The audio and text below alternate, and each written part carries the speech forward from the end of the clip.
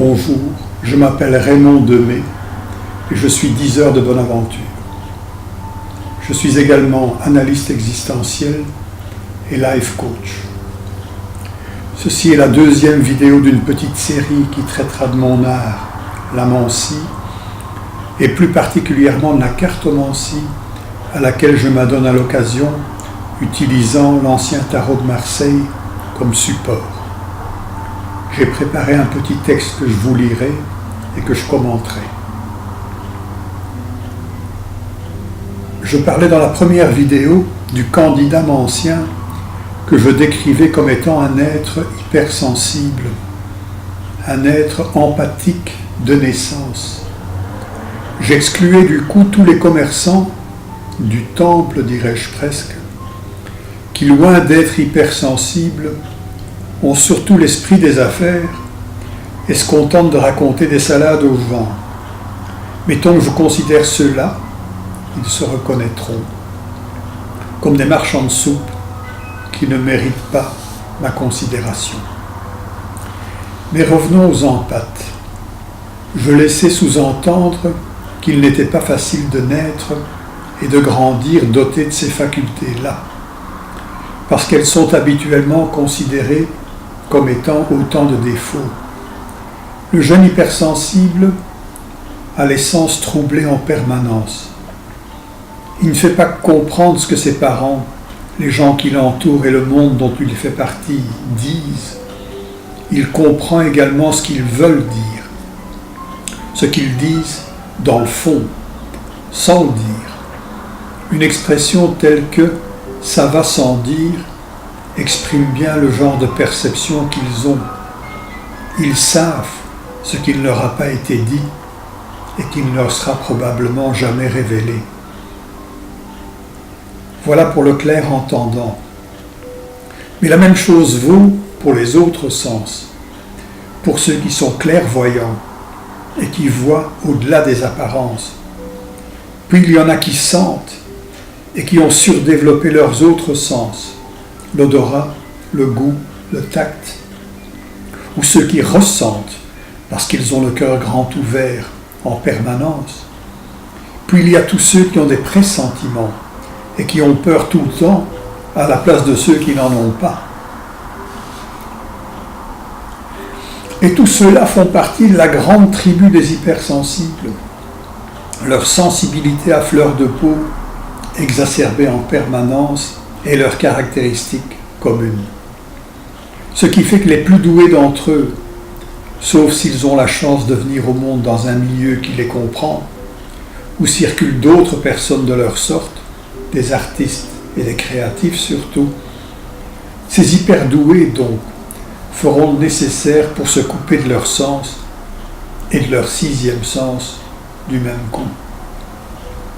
Et ils se couperont dès lors du monde, de leur monde, ce qui est un drame, parce qu'ils se sépareront en même temps de plus de la moitié de leur capacité à tout niveau et qu'ils ne pourront réaliser la meilleure part de leur potentialité. Tous les éducateurs diront aux parents d'enfants hypersensibles « Pourtant il est doué, je ne comprends pas pourquoi », etc. Et les parents soupireront consternés, eux non plus ne comprennent pas.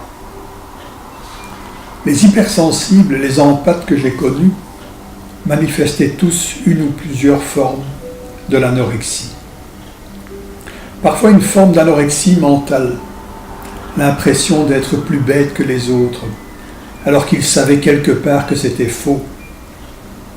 Ou une forme d'anorexie affective, l'isolement, la solitude, faire partie et à la fois se percevoir comme en dehors, en permanence, en tout lieu, en toute compagnie.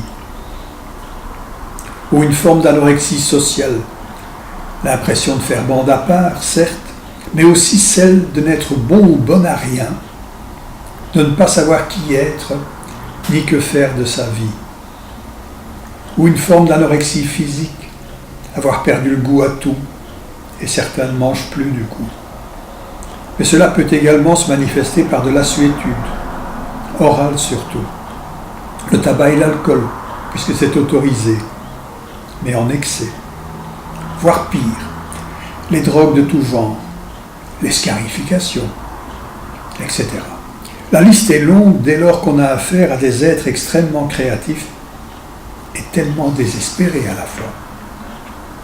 Vous comprendrez qu'en tant que mancien, analyste existentiel et life coach, et en tant que formateur de manciens, et comme je fais partie de la tribu des hypersensibles, je désire non seulement former quelques-unes de ces personnes à l'exercice d'un art qui conviendra à leurs aptitudes, mais que je veux aussi les inviter à goûter à une meilleure aventure existentielle que celle dont ils se sont dotés faute de mieux, dans un milieu qui n'a pas su comment les accueillir et les intégrer.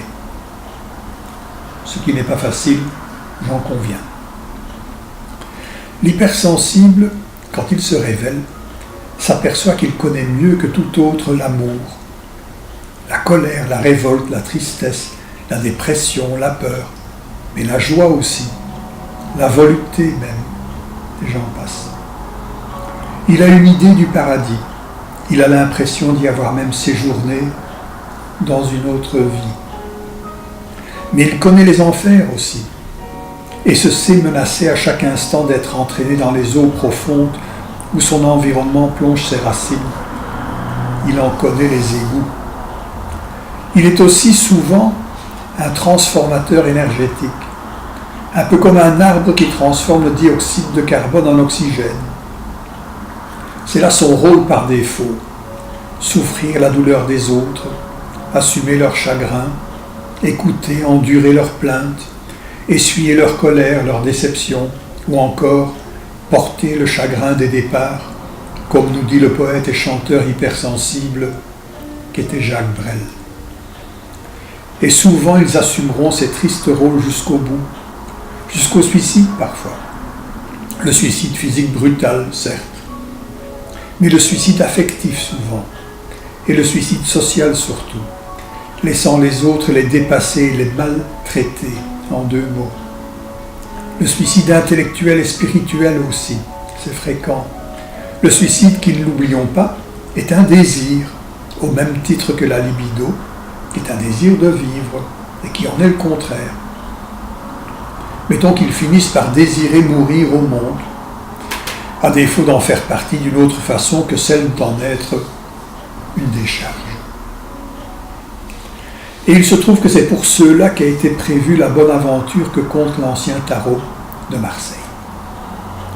Car il ne s'agit pas d'une collection de cartes dont on pourrait imaginer augmenter le nombre au gré de l'état d'âme dont on constaterait l'existence et qu'on voudrait ainsi représenter et répertorier. Ça, c'est le rôle que remplissent très bien les fort nombreux oracles qu'on trouve un peu partout. Non. L'ancien tarot de Marseille est une roue de sagesse qui nous raconte la bonne aventure. Une roue de sagesse qui fonctionne comme une matrice à raconter des histoires. C'est une grande histoire remplie d'histoires plus petites qui en font partie.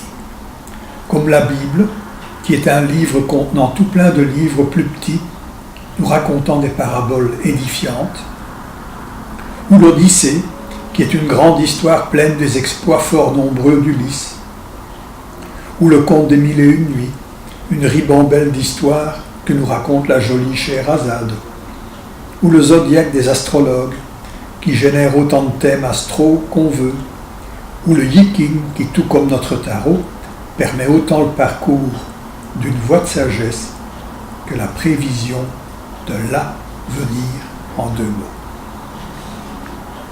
Et pourquoi ce tarot-là serait-il indiqué pour les hypersensibles?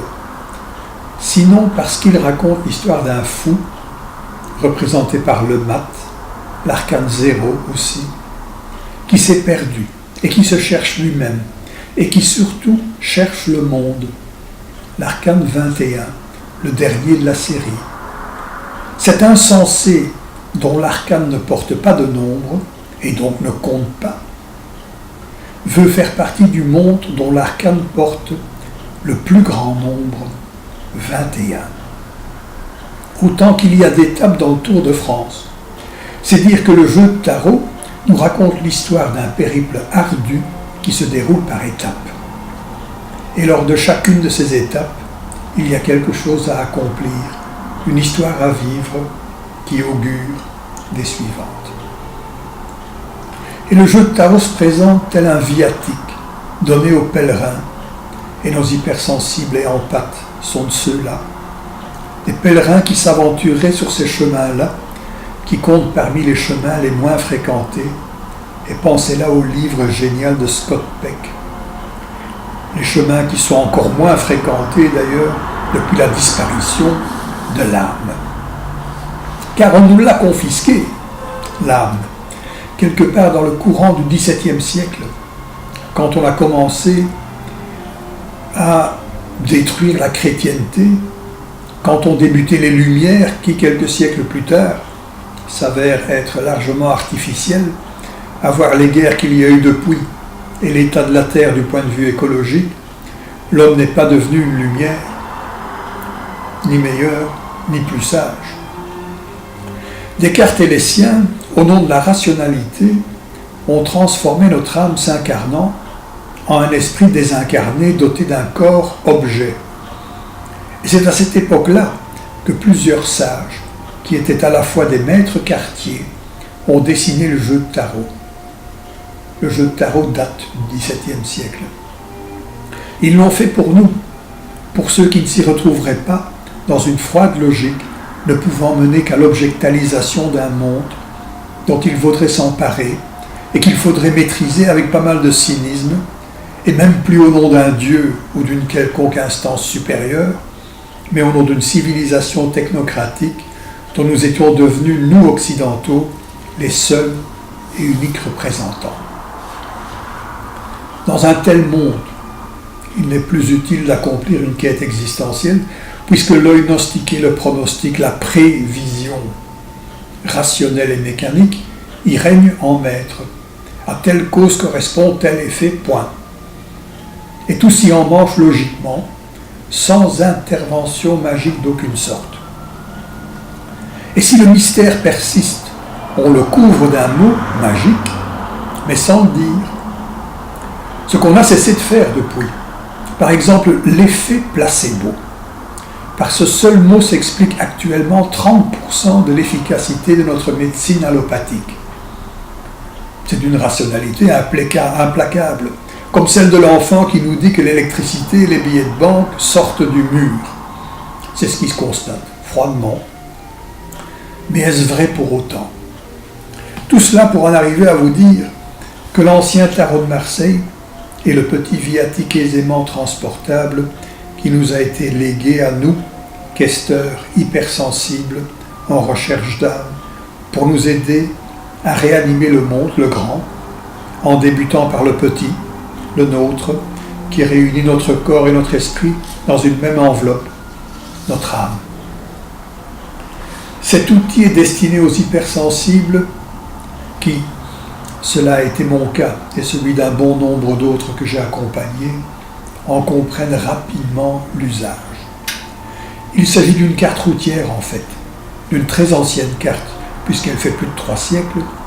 Il s'agit d'une carte manifestant le territoire de l'âme individuelle et celui de l'âme du monde, de l'anima mundi. Et elle demande à être régulièrement réactualisée, updatée par un ancien qui se l'est approprié, sinon les pèlerins qui l'utilisent risqueraient de faire fausse route. Car les routes se déplacent, tout comme le font les personnages des tableaux dans l'Institut de Poudlard imaginé par Rowling pour les aventures d'Harry Potter. Et aussi parce qu'il prévaut ce que dénonce bellement le poète espagnol Antonio Machado lorsqu'il nous dit « Caminante no hay camino, se hace camino al andar ». Pèlerin, il n'y a pas de chemin tracé d'avance, tu traces ton propre chemin en avançant. D'où cette curieuse carte faite d'images, de symboles, de métaphores, etc., qui forment ensemble un jeu, le jeu de tarot. Voilà. Hasta la próxima.